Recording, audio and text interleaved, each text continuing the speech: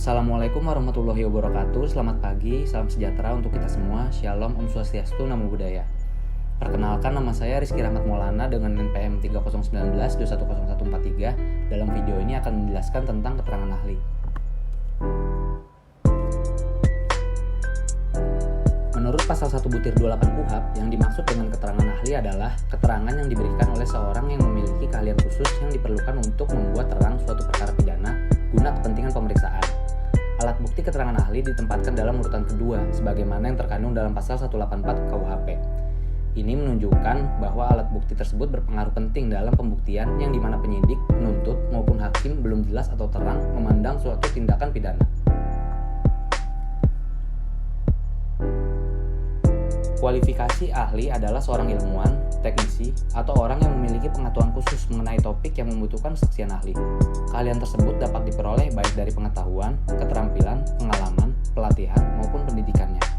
Keahlian seseorang melekat pada individu dan bukan pada lembaga atau institusi tempat ia bekerja.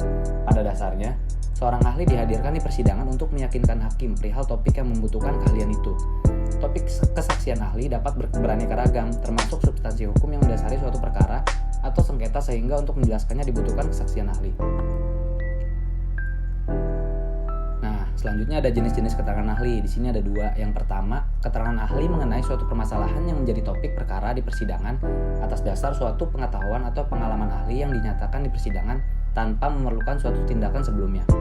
Dan yang kedua ada keterangan ahli atas dasar suatu tindakan yang harus dilakukan sebelum persidangan seperti pemeriksaan, penelitian, atau observasi.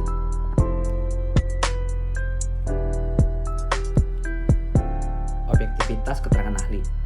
Prinsip yang harus dipegang oleh setiap ahli yang memberikan kesaksian dalam rangka mengungkap suatu kebenaran adalah objektivitas, netral, dan tidak memihak. Objektivitas hanya didasarkan pada kebenaran ilmiah dan etika akademik. Meskipun seorang ahli dihadirkan oleh tersangka atau terdakwa, tidaklah berarti harus membelanya secara membabi buta. Demikian pula sebaliknya. Ketika seorang ahli dihadirkan oleh penyidik atau penuntut umum, maka tidak semerta-merta harus memberatkan tersangka atau terdakwa.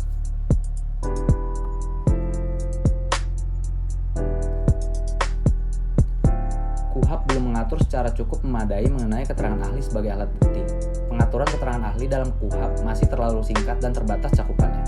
Kekuatan pembuktian keterangan ahli bukanlah sebagai bukti yang sempurna, melainkan sebagai bukti bebas atau free basis. Hakim tidak terikat atau tidak wajib untuk tunduk pada apa yang dikemukakan oleh keterangan ahli. Ini sesuai dengan sistem pembuktian negatif Wettelich yang dianut dalam pasal 183 KUHP yang mengharuskan adanya keyakinan hakim berdasarkan alat-alat bukti yang sah. Sekian dari saya, terima kasih atas perhatiannya. Wassalamualaikum warahmatullahi wabarakatuh.